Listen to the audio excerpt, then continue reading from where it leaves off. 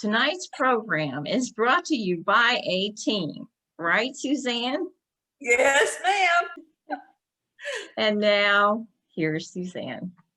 So Cindy challenged me to come up with a presentation for this. So I had to think for a while about what I might be able to do. And then it dawned on me, we had a picture that we had taken when we were on a cruise back in the days when you could do that kind of thing down in San Juan, Puerto Rico. So this is in Old Town, San Juan. And Charles and I both had looked at this and thought it might make a fun painting. So he started his painting, got the acrylic underpainting done, and then he didn't work on it anymore. I think he got bored because it doesn't have very much detail. But it dawned on me that since it did not have very much detail, I might be able to make an art quilt out of it. So I decided that if I could, it would make a good presentation and I would learn something new. So I'm with you. So I put the picture on my iPad, took it up to my sewing studio and started dragging fabrics out, which is how I start to think about what I might be able to do with it and when I usually start to get excited. So you can kind of see the colors and fabrics that I'm choosing and all that kind of stuff. The thing I did was put the picture in Charles's projector, there it is, and got a big piece of freezer paper, which I'll tell you about in a minute, and started to trace the lines that I thought I could sew. So I moved some lines. You can see down in the lower right-hand corner, I made a straight line to the edge of that wall instead of letting the wall go back farther in, and things that would be easier for me to make a seam than be particularly accurate. And then, ding, it looked like this when you don't have the picture on it. So that was my pattern, basically, to get started. Ding, like my remote control. Next, I had to figure out where could I actually cut. So I made some lines on what would be reasonable to be able to put things together and did a highlighter over so I could actually, ding, cut them out. And there they are. Then I put them up on the wall and I put it next to a grayscale print that I did earlier so I could actually keep up with it once I started taking pieces away from the wall. So you can see I've labeled them, and as I get further down in there, I label them even more. Ding! Then I started cutting little pieces apart, which looked like this. And the reason that I use freezer paper for this kind of thing is, if you didn't know, you can iron the slick side of freezer paper to fabric and it will temporarily adhere. And then it'll just peel apart and you're good to go. Then ding, when you put it together, it looks like that. So I started working sections, putting them up, and I put them back up on the wall so I could keep up with where it was going and how it looked.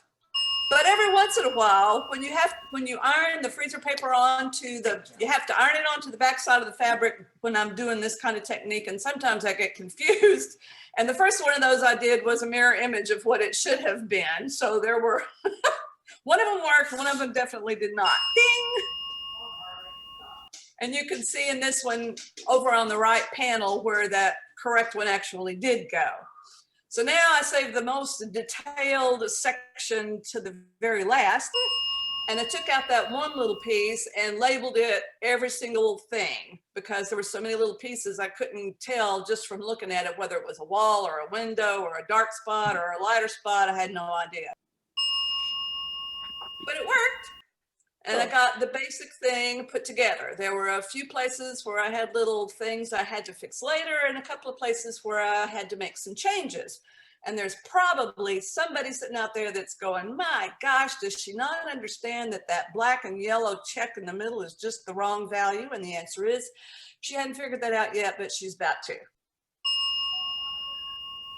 So I had a hard time deciding what to do about the man down at the end of the thing. So I finally decided to go into Photoshop, cut out him, and then, who is, by the way, my best friend's younger son, and I printed him out on fabric, and then I adhered him to that and stitched around him so it wouldn't come up. So now you got this little realistic looking person down there, which is kind of weird, but I liked it.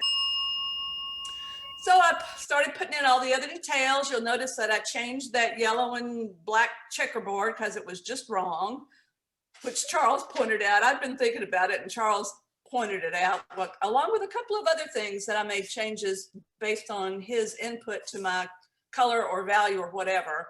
So I appliqued on the lamppost and the potted plant down there and Christopher, and I added a shadow and another potted plant back in the shadow because it was really there. It was just really hard to see and it kind of needed it. And then the little tree and the door up at the top, I put a porch on and, you know, did some stitching around the windows, added some shadows and a lot of lines based on perspective, which I hadn't finished it in this picture yet. So I fixed that little place on the tree that wasn't straight and added a few other details like that. And that is actually the finished picture. I just put some threads, some of the threads that I used so you could sort of get an idea what that looks like. And there is the finished one, and ding again, and you'll be able to see it next to the original photo. There it is. If you want to switch back to live view, Cindy, I can show them it for real next to Charles's.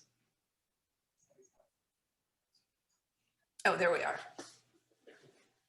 So here's Charles's. Here we go. This is Charles's first take, his acrylic underpainting. The colors are not exactly the same, which is interesting. Part of it's because of the fabrics that I have, which is a thing that I learned through this, because I got married to a couple of fabrics that I really didn't need to get married to. And then here's my version, which is roughly 16 by 20. And when I get done looking at it, I'm going to send it to my friend because that's her son. Ta-da! The end.